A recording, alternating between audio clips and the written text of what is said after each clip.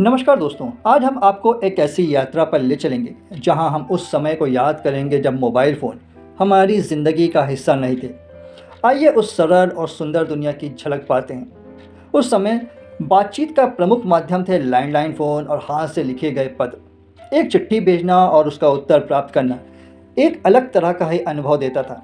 मोहल्ले के एकमात्र टेलीफोन से कॉल करना और कॉल के लिए उसका इंतज़ार करना, यह सब हमारी दिनचर्या का हिस्सा था।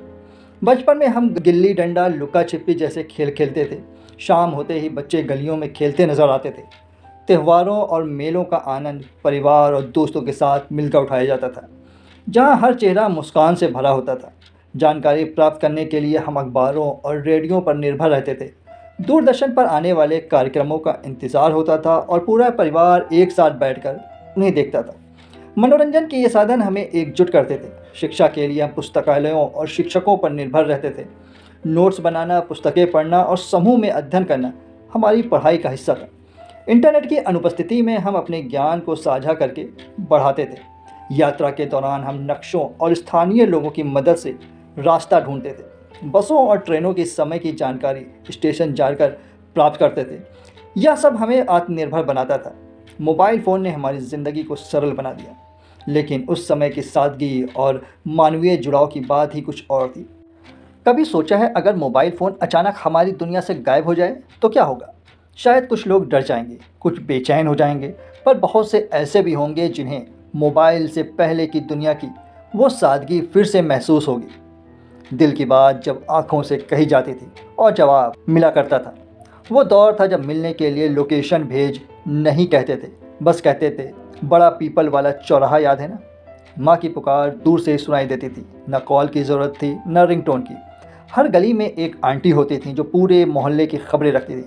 तेरा बेटा आज स्कूल नहीं गया, ऐसे कहते हुए वे निगाहें उठाती थी। वो किसी सीसीटीवी कैमरे से कम नहीं थी। शाम होते ही गली में लास्ट बैटिंग मेरी की आवाज़ गूंजती थी। बॉल अगर किसी के घर में चली जाए तो आंटी प्लीज़ बॉल दो ना की दुआएं की जाती थीं। कोई एंग्री बर्ड्स नहीं थे, पर गुलेल से सच में पक्षी उड़ाए जाते थे। स्नेक गेम भी नहीं था, पर बाग में सांप सीढ़ी बिछी रहती थी। कभी दोस्तों से लड़ते थे तो अगले ही दिन फिर से साथ खेलते थे। ब्लॉक, अनफ्रेंड ये शब्द ही नहीं थे हमारे शब्दकोश में। जब किताबें ही गूगल थीं और दादी की कहानियाँ सबसे सटीक वाइजडम। इंसाइक्लोपीडिया पढ़ना किसी खजाने की खोज जैसा लगता था। रेडियो पे गीत सुनते हुए रिकॉर्डिंग के लिए कैसेट हाथ में तैयार रखना, क्या दिन थे वे। टीवी पर चित्रहार, शक्तिमान, महाभारत और वो न्यूज़ रीडर जिनकी आवाज़ सुनते ही घर में सन्नाटा छा जाता था। जब कोई पसंद आता था तो दिल में ही बात रह जाती थी। हाय या आई लव यू टाइप नहीं करते थे, बल्कि उसके सामने से 10 बार गुजरते थे, बस एक झलक के लिए। चिट्ठी में प्यार था, इमोजी नहीं थे, और हर शब्द में दिल धड़कता था।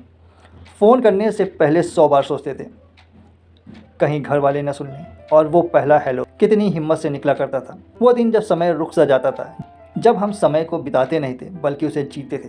न कोई इंस्टाग्राम था, न कोई लाइक का दबाव। हम जैसे थे वैसे ही थे। नकली फ़िल्टर नहीं थे ज़िंदगी में, बस धूप, धूल और दोस्तों की हंसी थी।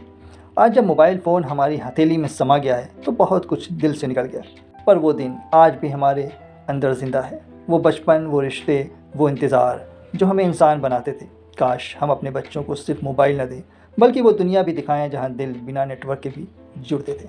आइए हम उस समय की यादों को संजोए रखें और आने वाली पीढ़ियों के साथ साझा करें। आज के लिए इतना ही दोस्तों, मिलते हैं अगले वीडियो में एक नए टॉपिक के साथ। तब तक के लिए धन्यवाद।